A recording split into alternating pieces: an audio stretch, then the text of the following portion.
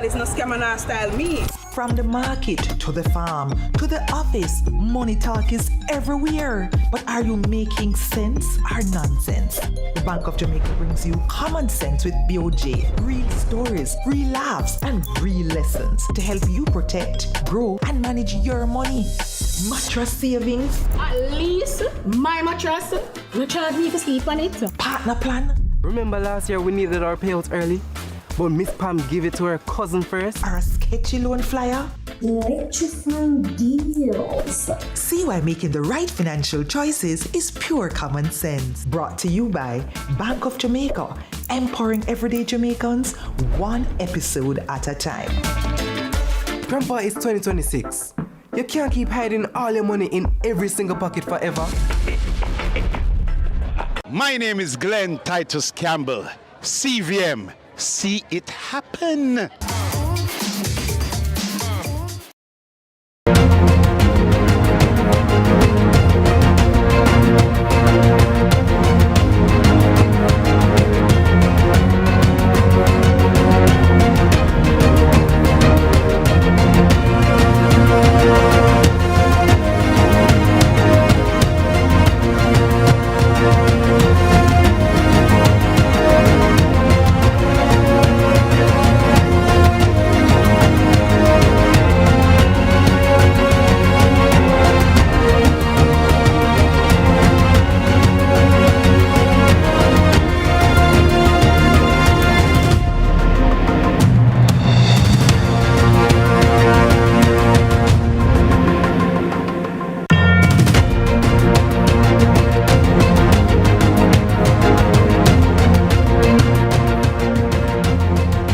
Tonight, a tax changes shape, but does it change behavior?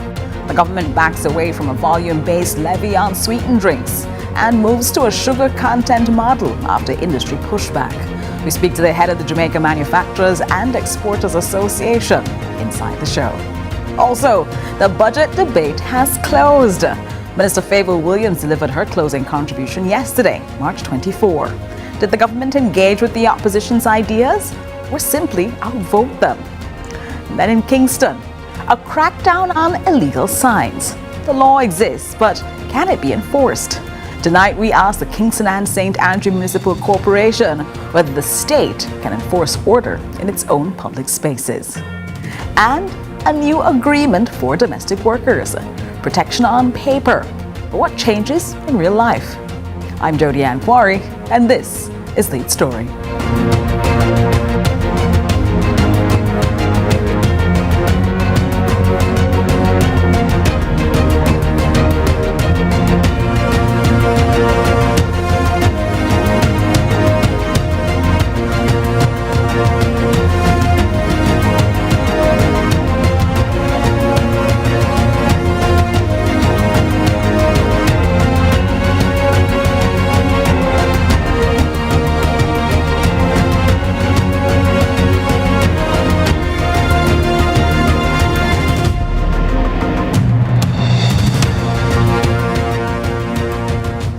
On February 12th of this year, Finance Minister Fiscal Williams announced Jamaica's first new taxes in a decade.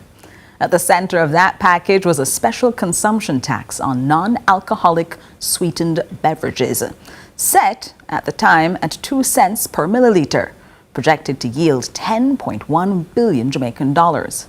Industry pushed back immediately. Wisynco Group Chairman William Mafood called it prejudicial, arguing it treated a low-sugar drink the same as a high-sugar one, and described it as, in his words, effectively a tax on poor people. On March 24th, closing the budget debate, yesterday, Minister Fiscal Williams announced a fundamental redesign. The tax will now be levied at 22 cents per gram of added sugar. A beverage with no added sugar attracts no tax. A beverage with higher sugar content attracts a proportionally higher tax. Implementation has been pushed back from April 1st to May 1st to allow industry and tax administration Jamaica time to prepare. The revenue projection, though, still remains at $10.1 billion. And the government maintains that the intent was always health, not revenue. Critics, though, say the amendment proves the original design was flawed. Both can't be entirely right. We'll be speaking now with Catherine Silvera, president of the Jamaican Manufacturers and Exporters Association, the JMEA. She's now with me inside the show. Good evening, President Silvera. Welcome. Good evening, Jodianne. It's a pleasure to be here. Good evening to your viewers. Thank you. Do you feel vindicated? Do you feel like you've won, given now the push that the JMEA made after hearing from the minister? Remind us first, what was your official pushback on that tax? The initial pushback was that it was a flat fee no matter the sugar content that was in a beverage. And so if a beverage had 5 grams of sugar, it was being charged the same tax as a beverage that had 60 grams of sugar.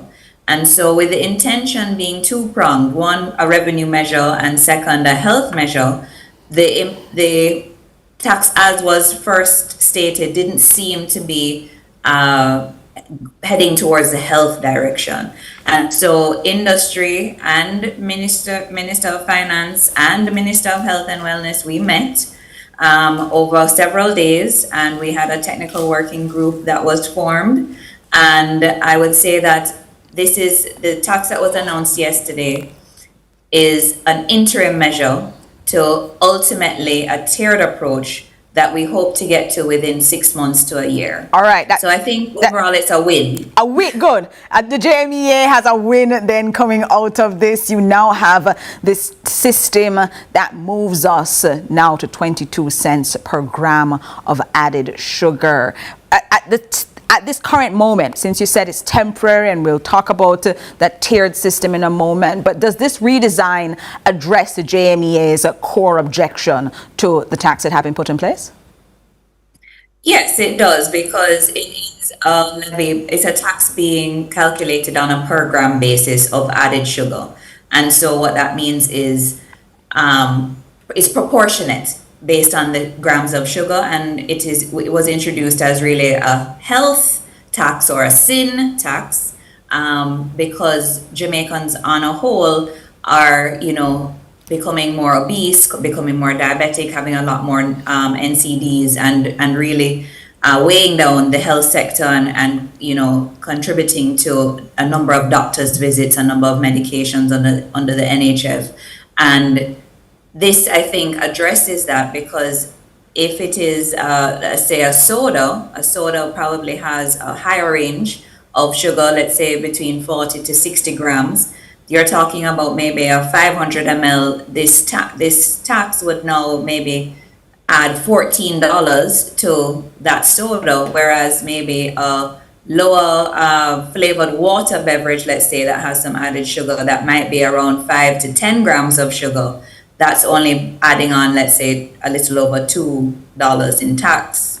So this I don't have the math on me, but it would add on a lower tax. Lower tax on those drinks with lower added sugar in them, no added sugar, no tax attaching to them, which is something that your association had said if you wanted health benefits, this was a way to do it. But you did speak as well about this being a temporary measure and that tiered system that you're working towards. The minister announced this working group in her budget debate yesterday as well, talking about the Ministry of Health, the Ministry of Finance and manufacturers working towards that tiered system. What is the JMEA's idea of a fair tier system then, if you're getting to that end point?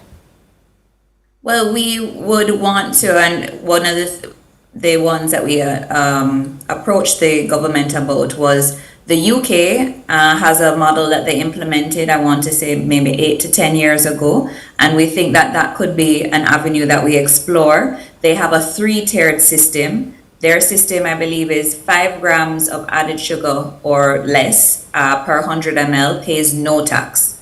And then you have 5 grams to 8 grams of added sugar per 100 ml pays, let's say, 50% of the tax or half the tax. And then you have anything over that 8 grams of added sugar per 100 ml pays the full tax. And so that is a true way to really guide towards a healthier Jamaica, because you're encouraging manufacturers to reformulate, redesign, come up with new beverages that they don't currently have on the market that would fall with the 5 grams of added sugar or less, and that they would then pay no tax on that beverage. And so that means to the consumer, there is no tax associated. So it should be more affordable than a beverage that falls in the higher range that would have the full tax implication. Given where we are right now, then, that we don't yet have this tiered system work out, not in place just yet. We're now using the gram measure of 22 cents per gram of added sugar. Does this new structure create a real incentive for reformulation, or are there, at this point in time, limits to how much sugar you can reduce without affecting demand? Certainly, there's going to be limits. I mean, Jamaicans, we have a profile of liking sweet things. And that's not going to change overnight.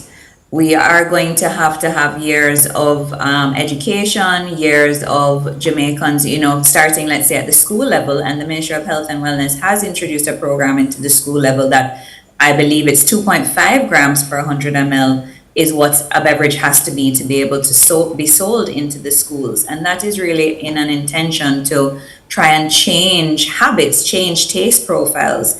And of course, once taste profiles change and consumers start reaching for that lower sugar beverage, then demand changes and manufacturers are going to supply the demand. So if it is that no change happens on the consumer side and they're still going to be reaching for the higher sugar beverage, then that's a demand, and that's what manufacturers are going to supply. If we are able to educate consumers and manufacture a more affordable product that has a lower sugar, and we change the taste profile and the demand increases on that lower sugar product, then manufacturers are going to supply that. Of course, but the government seems to still be depending on that $10.1 billion coming out of this sugary drink tax, and so they don't yet see a major swing, it seems, in the flavor and taste profile of Jamaicans just yet. Talk to me, though, about some of the criticisms that you had levied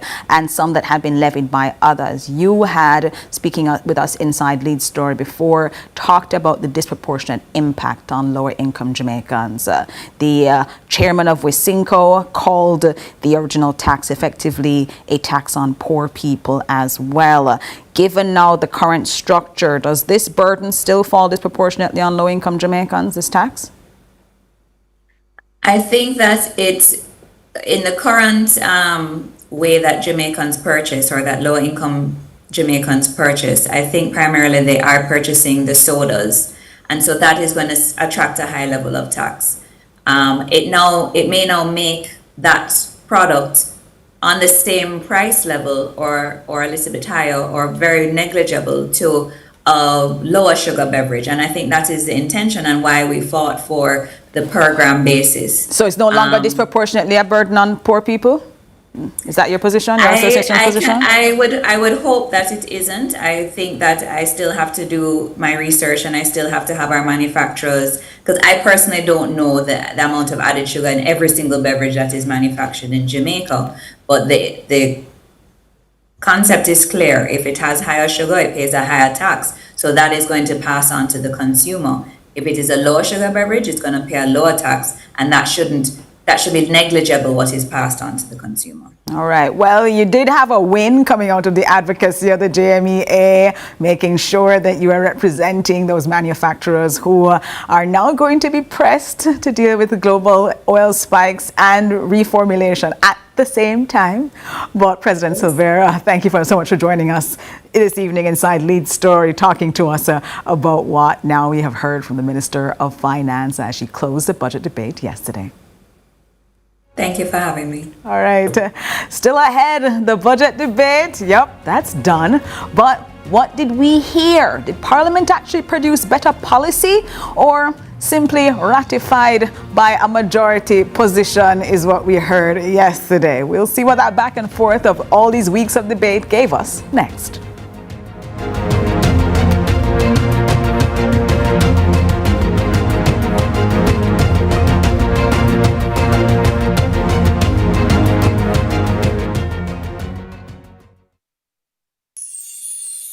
Most people buy property and hope for the best. At Stella Global, we don't believe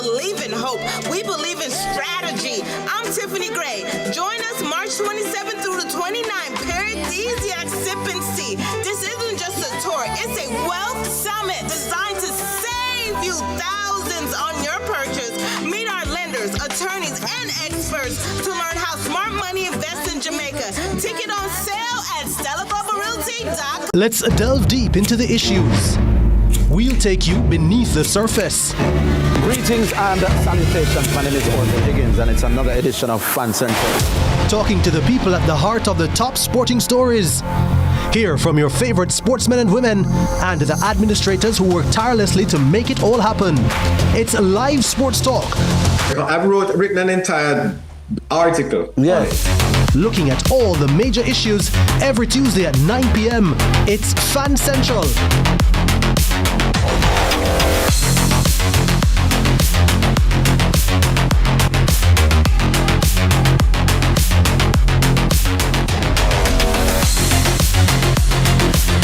Jamaica's unemployment rate has fallen to 3.3%, down from 13.2% in 2016. Our government's continued focus on job creation is delivering real results. We are building Jamaica. The Time by the Office of the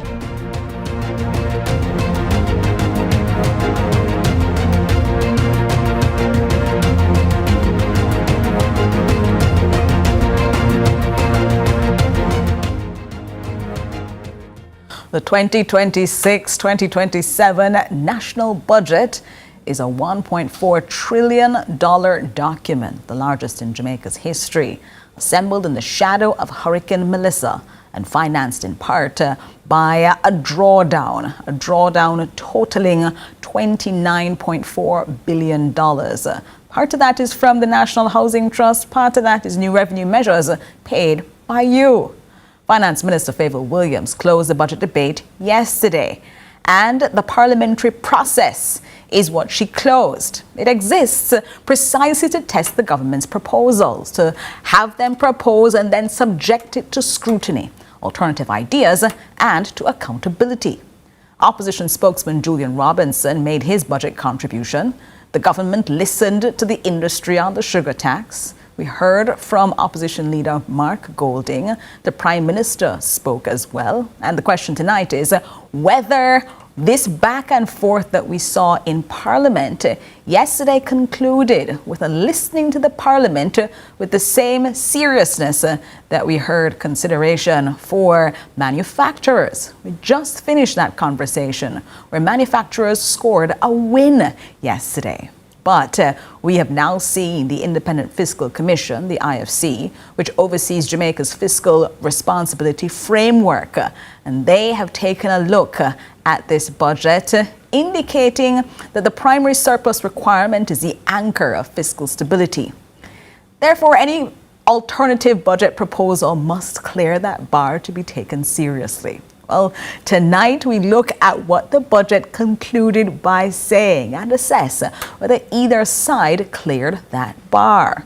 In a few moments, we should be joined by Sandre Roden, an analyst who has closely followed this budget cycle, and he should be in studios with us to talk to us about what the budget yesterday, as it closed, revealed to the nation. But Favour Williams opened this budget on May 10, and she closed it yesterday. And during that time, there have been all sorts, not only of discussions here in Jamaica, but shifts all across the world. We had those conversations yesterday about the oil prices inside Lead Story Prime and the impact that global oil spikes and shocks are likely to have on this budget, with budget assumptions starting at $60 per barrel. And we're currently looking at prices a lot closer to $100 and expected to rise. But yesterday, inside Parliament, we had a discussion from Minister of Finance Favour Williams assessing the contributions that had been made, not only inside Parliament by fellow parliamentarians, but also by industry. So let's take a look at what it is that she made as major announcements. That biggest one is the one we just discussed, that sugar tax redesign, with that special consumption tax on non-alcoholic sweetened beverages now shifted to a system based on sugar content. No longer volume-based, so no longer the size of the bottle, but now how much sugar is added to it. The government also retained 75% of sales based on manufacturers in its environmental protection levy with an adjustment.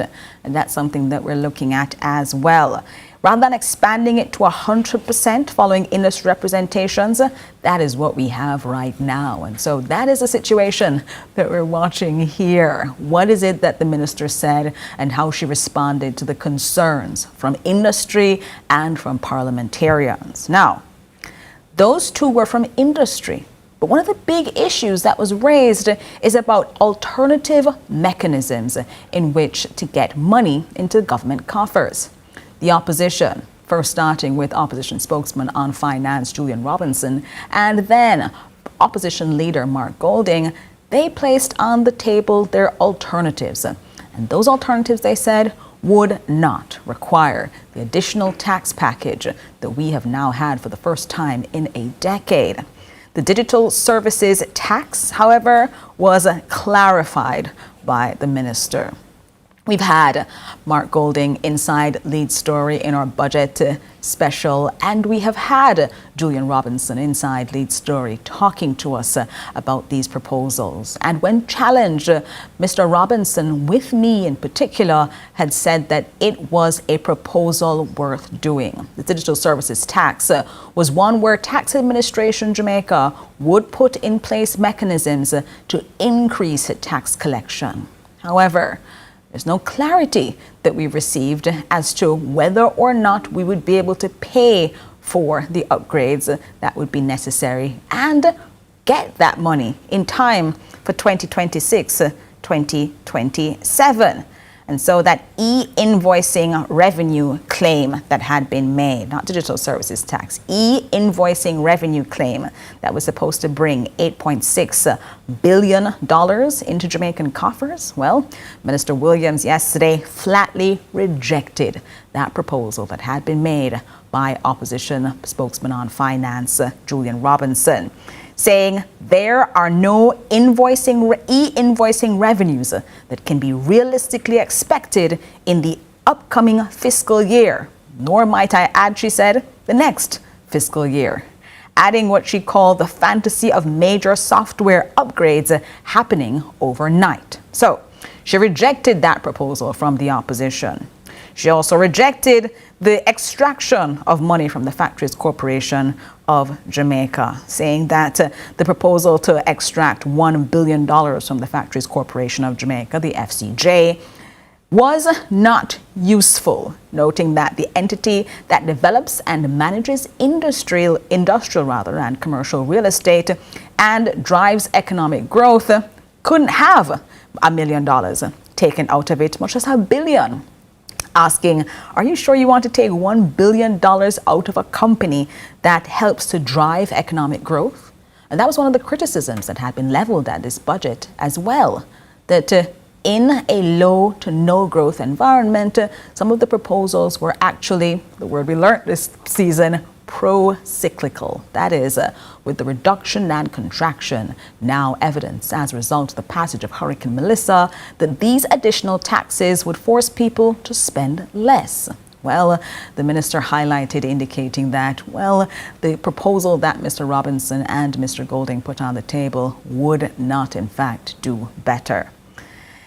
The alternative budget, though, she said, an unspecified proposal, she says, is what she said the opposition put on the table, indicating that it required considerably more work on eligibility, infrastructure, tax treatment, housing implications, health coverage, administrative design, and projected returns before it could be credibly presented as a revenue measure for 2026 to 2027. We also heard about the NHT drawdown. That had been very controversial, with the Independent Fiscal Commission, the IFC, noting that it could not properly be classified as a revenue measure, given that this is not you generating revenue, but taking a drawdown from the National Housing Trust. A controversial measure that is continuing right now in this administration, but had been started in 2013 by the People's National Party administration at the time.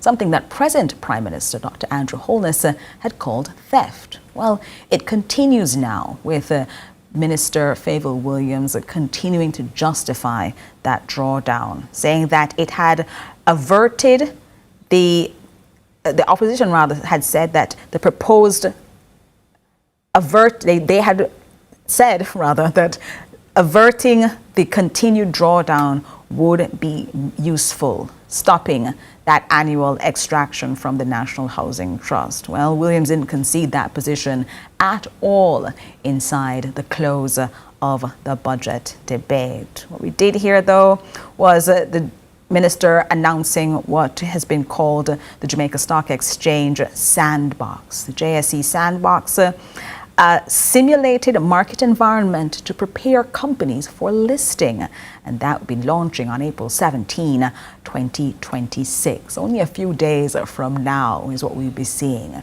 So hearing those proposals yesterday, those were the big ones. And well, for those of you who shop online, perhaps the biggest one is that digital services tax clarification, with Minister Williams indicating that the digital services tax applies only to services that are both supplied and consumed digitally across borders. So your Netflix subscription, your e-services subscriptions, those, she said, are what that tax would apply to, and not physical purchases made online and shipped into Jamaica. That had been a clarification that had been much needed, given that individuals were saying the $100 tax threshold that they now enjoyed to be able to bring goods into Jamaica was being eroded by this new tax. All that to say, we unfortunately will not be having Sandra Roden inside Lead Story this evening speaking to us about this, but we've taken you through the budget debate and the back and forth that happened. What you saw yesterday was a categorical rejection by Minister Williams of the opposition's plans and proposals, except with the sugary drink tax.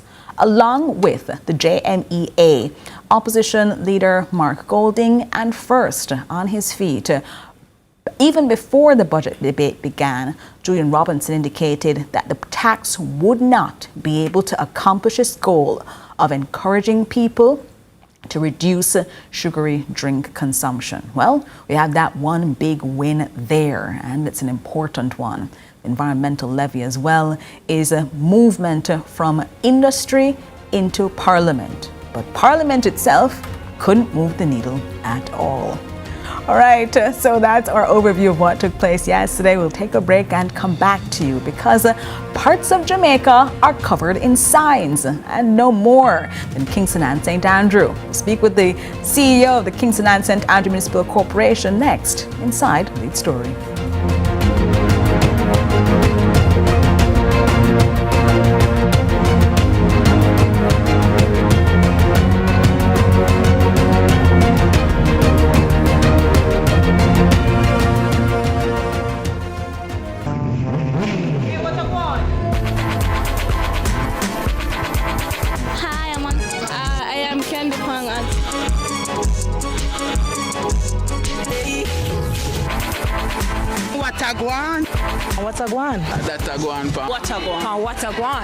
Watagwan.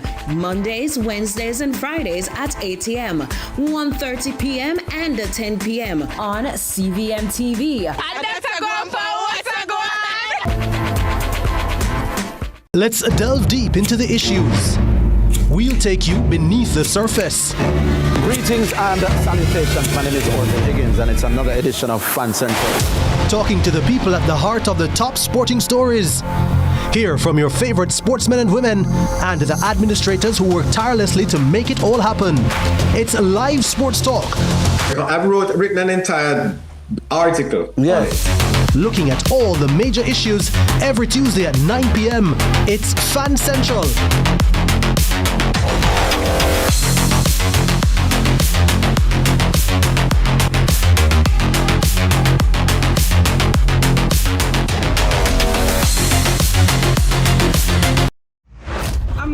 it's no scam and not style me. From the market to the farm to the office, money talk is everywhere. But are you making sense or nonsense?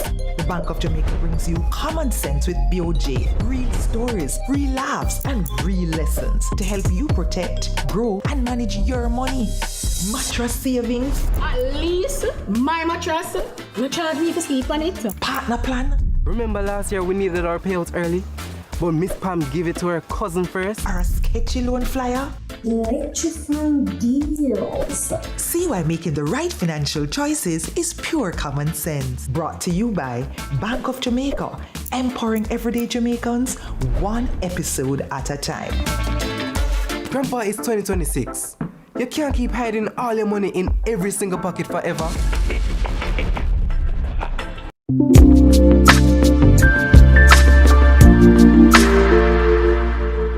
Jamaica, make we do the right thing. Make we live good today for a better tomorrow. Talk it out. Don't fight it out. The time by the Ministry of National Security is 6:30.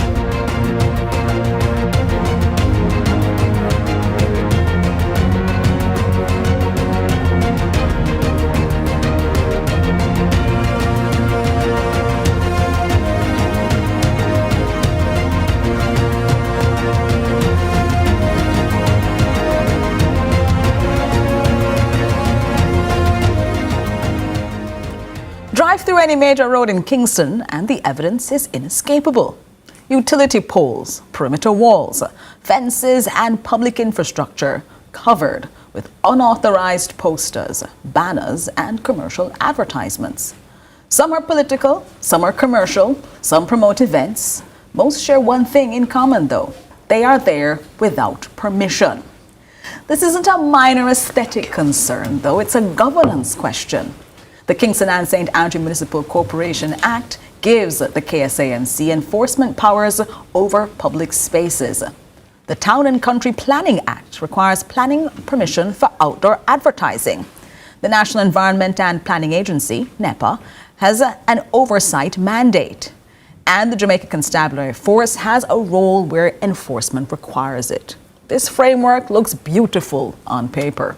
The compliance, shaky on the ground. So tonight we ask the KSAMC to account for that gap. We're joined in studio tonight by Robert Hill, CEO of the Kingston and St. Andrew Municipal Corporation. Thanks for joining us, Mr. Hill. Hi, Jody. Thank you so much. Thank you so much. We're really glad to have you inside Lead Story with us because we see these posters, we see these banners, unauthorized signage all over the corporate area. How many times and how many ways has the KSAMC had to say to individuals, do not put up these things? And have you had to issue enforcement notices when doing so? Well, first of all, I thank you for the lead-in because you've answered part of the question. The enforcement against illegally placed or illicitly placed signs or misplaced signs, posters, whatever you want to call it, it clutters the city. It is unsightly. Most of them, the temporary ones, are not placed in the correct spaces. So they make it dangerous for you to look around corners and to drive. The line of sight, particularly for drivers at stoplights, is a major issue for us, which we have taken zero tolerance action on. Now, we're talking about a very finite but competitive space when it comes on to advertising or temporary advertising. For example, it should be probably an event that is being promoted and advantage is taken of major intersections and so on. Versus standalone advertising, your billboards and 8x8 signs and so on.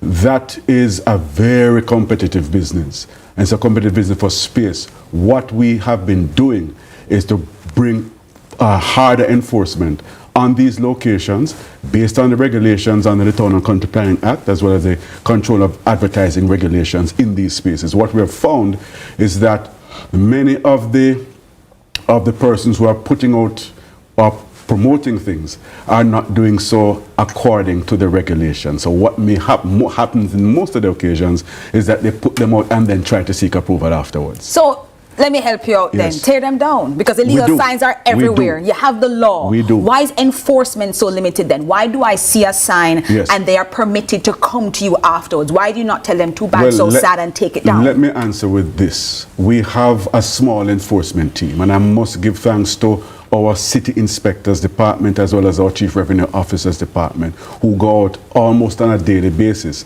and do sign removals. I have data with me that they take the photos of before and after, particularly at heavily trafficked locations, both pedestrian and vehicular Because there traffic. are some areas where you will see clusters of signs competing. Advantage points for promoters and so on, and persons who are advertising whatever it is product that they're doing. The fact of the matter is that it's going to be intermingled with those who actually do have an approval and went through the proper system to get approval, and then persons place temporary signboards below, beneath, between these properly approved signs. So we've been using and building out a database, and we've been looking at the heavily trafficked areas, we're looking at light posts, we're looking at on the bus stops, we're looking at the intersections even near here, I won't name it, but just above CVM Studios here is one major vantage point at the intersection of Dunrobin and Constant Spring Road, where major issues have taken place there. We use weekends a lot too to remove these illegally placed signs. Help us. You're using the word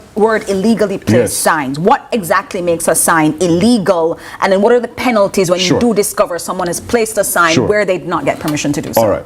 So, classically speaking, anybody who wants to advertise under the same act we just referenced must come into the KCMC, complete the application form, indicate where the location is, and we assess it and grant approval or make recommendations for it to be moved elsewhere. Otherwise, the enforcement side of things, it is something that is difficult to police, but we understand why it is being done. Let me hear a process first then. How long does that take? When I come into you and I say I'd like to put up a sign, is it that people are frustrated by how long that approval process takes? Let me make a distinction. If we're looking at, for example, a major billboard, a 30 by 30 billboard, for example, that goes through different permutations and levels of approval. Billboard spaces are, again, finite, and they're looked at based on the vantage point that an advertiser, for example, would want to use.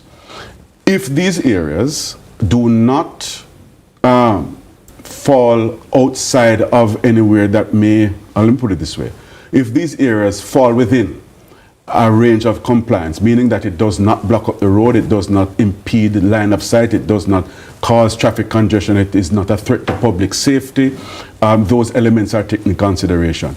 We look at the engineering side of it in terms of the structure, how it is planted, the height of it, and so on. How many days? I'd say no less than 30 to 45 days. 30 to 45 days to get approval? Yes. My party happens 2 weeks from now. No, I need to put up this sign. Better you Jody, charge me. Wait, Jody, I spoke about advertising. So major billboards. Now I'm talking, that's why I wanted to make that distinction. Now I'm talking about a part that is happening next week. That happens almost immediately. Once the application is done and you meet the criteria, you can put out and you pay the fees, you can display advertising. Perhaps people think the fees are too expensive. What are the fees then? Absolutely not. The fees are very, very low. Very, very low. You want an increase of the fees? Of course we do. Of course we do. The fees are competitively low compared to other local authorities. Okay. And we intend to, through the right consultation channels, to have that increased very, very shortly. Do you have any pricing, any number around this? I would not want to preempt the council. Because there's somebody there who now looks and says, that is too high, that is too low. No, I wouldn't want to preempt because we also want to support business. We want to support economic activity. We would not want it to be an albatross around a promoter's or business person's neck.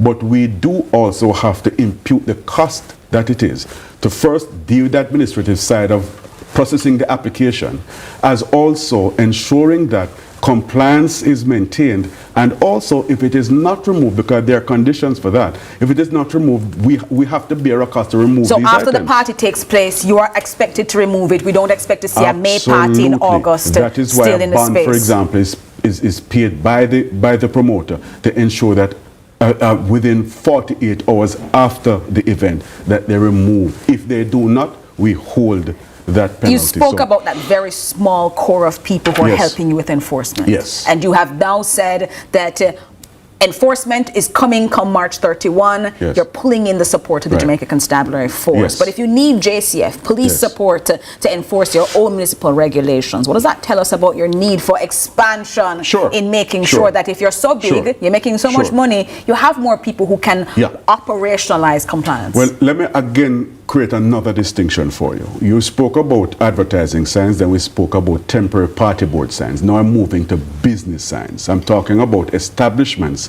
that are advertising their businesses.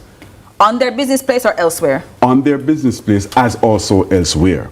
So if it is an establishment with a fixed address and we are selling auto parts here from this location, that also, under the Act, requires approval. Oh, do businesses know that? They know now. We have gone through a series of public education, public awareness protocols. We have taken out radio ads, we have done the social media platforms, we have also placed on our website, we have written to business owners, we have also visited some of these locations and engaged them directly. And many would have claimed that they were not aware. But we made them aware because we provided the paraphernalia, we provided the law under which we act and what their obligations are.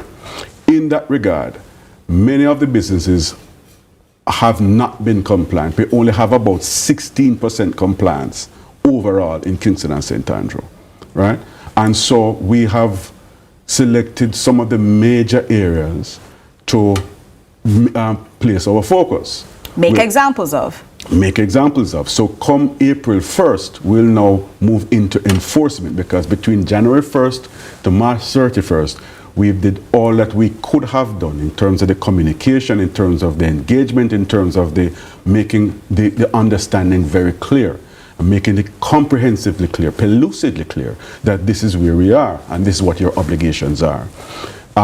During that time, we have seen some amount of, again, 16% compliance. And the Act only allows us to go back about 7 years. And so I've been sending out our invoices. We have been engaging persons, have been calling, asking for more information, which is commendable.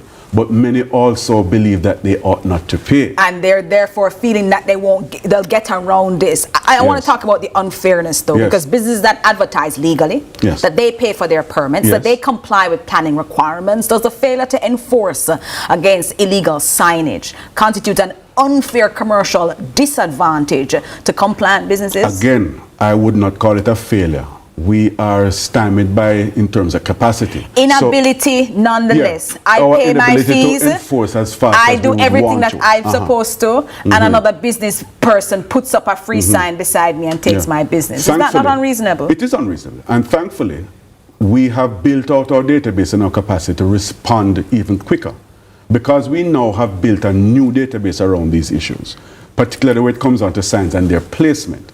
And we have worked with the NWA in terms of how we approve and so on, and through our Building and Town Planning Committee at Council, we are able better to respond to complaints, or also put our teams out. We have a roving team that goes out, again, I just said it earlier this evening, sorry, that we put this roving team out and they remove these signs as they are placed.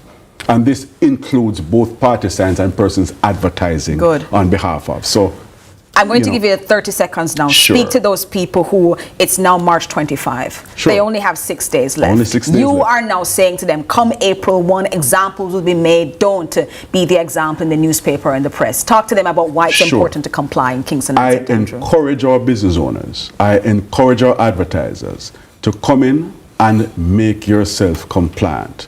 We have done all the communication that is necessary. We have made the engagement very, very clear. We have made the information simple and comprehensive. Where we are now is that, and we have also done the public interviews and the public-facing engagements. Including right now? Including right now. Thank you very much for the opportunity.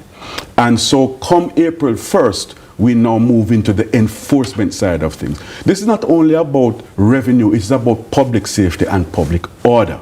And we have to ensure that the city, the municipality, is managed in a manner that is orderly to the public, that is also multiplicity of engagements that we have to do, that we satisfy the broadest range of our clients as possible by ensuring that each person, each entity is compliant and does their part to ensure that the municipality runs efficiently. I think that efficient, good. That efficient and fair running of the municipality will then be a big thing that people will be watching come April 1 to see what happens now with enforcement, with the support that you'll be getting from the Jamaica Constabulary Force in doing so. Robert Hill, CEO of the Kingston and St. Andrew Municipal Corporation, thank you for joining us live in studios today inside Lead Story. All right, after the break, one of Jamaica's most structurally vulnerable worker categories, a new MOU between the government and the Jamaica Household Workers Union. But an MOU is not a law, so we test what it actually delivers next.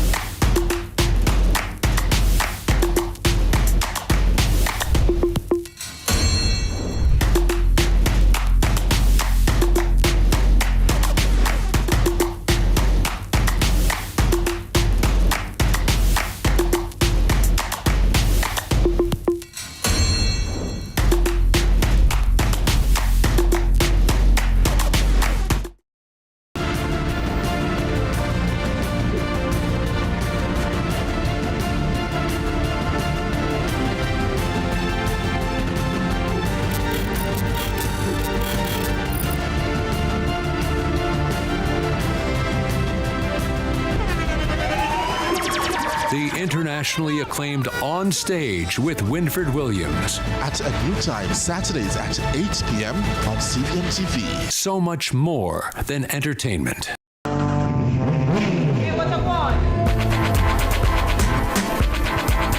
Hi, I am Candy Pang.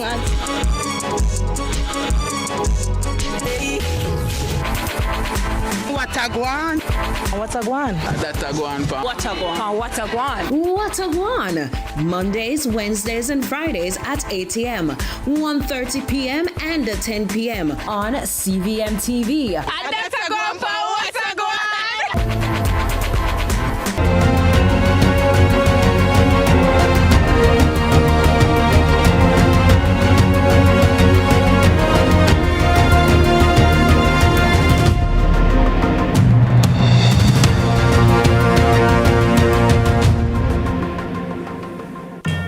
Domestic workers form an often invisible backbone of Jamaica's household economy. They care for children and manage homes. They enable other workers, predominantly women, to enter and remain in the formal labor force. And for decades, they have done so with limited access to the formal protections that other workers take for granted.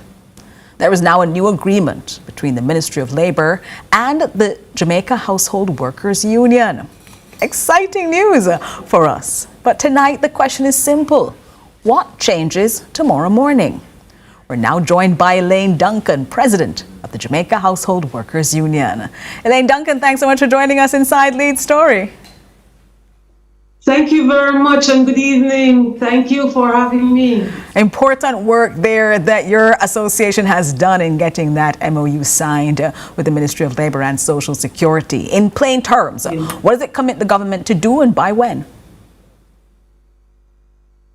All right, so it's a partnership between the Jamaica Household Workers Union and the Ministry of Labor and Social Security.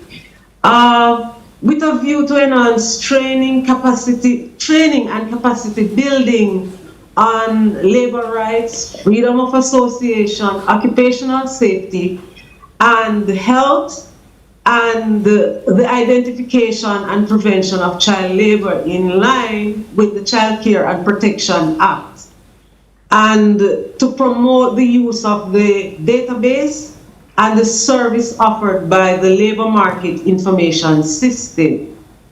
So that's the agreement that we have between both of us. That's a big thing that you've been able to accomplish on behalf of the household workers. And this MOU was signed on March 17 on the occasion of the union's 35th anniversary. For many people, they didn't know that they had a strong labor union representing household workers, much less that you'd been around for 35 years.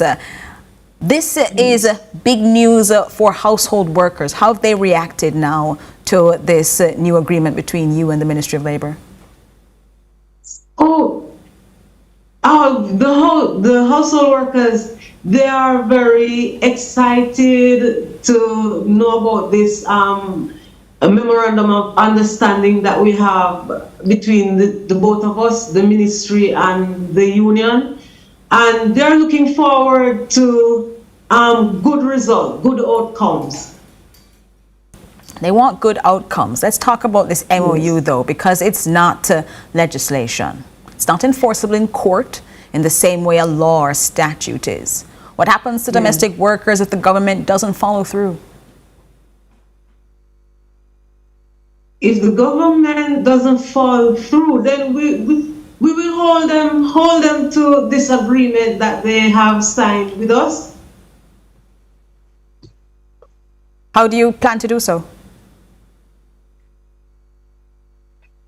Well, one way of doing so would be to get meetings with them and for us to chart a way forward. I think that's incredibly powerful, given then that you've been able to bring them to the table to have this conversation. One of the pieces of the MOU that you have is reference to the ILO Convention 189. Jamaica hasn't ratified that just yet, and that's the international standard for domestic worker rights, which establishes written contracts, regulated hours, social security access, and safe accommodation standards. That's the gap now in which the new MOU is being signed. As we look at this now in context, what is it that you believe this agreement allows for Jamaica to move to this new standard? Does it mean that Jamaica should, out of this, be signing that ILO agreement? No, the convention was ratified in our parliament in 2016. So it's just to implement it now. Yes, to implement. So that is what we are lobbying for the government for right this minute, to implement Convention 189. Elaine Duncan, it's been a decade. What have they said is the reason that we've ratified but not put it into domestic law? We are working on the OSHA bill. Occupational Health and Safety Act. And safety, yes. So once that is in place, then I think we will have the implementation. The implementation will take place. We're watching a situation, Elaine Duncan, where a lot of informal workers in Jamaica, or domestic workers in Jamaica, are paid informally. They don't get formal paychecks. They're not registered with the National Insurance Scheme to get pensions. Is this something that this MOU or the Jamaica Household Workers Union is helping helpers with?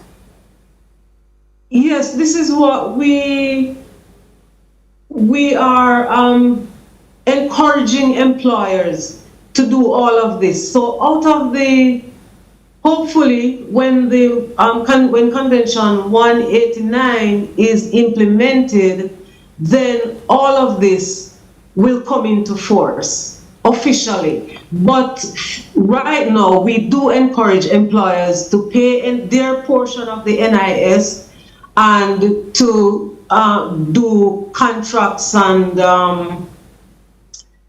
yes, we do encourage employers to draw for contracts. I think for the very first time, many people are hearing that their household helper, domestic worker, even yardman and the like might need a contract, especially if they're working with them long term.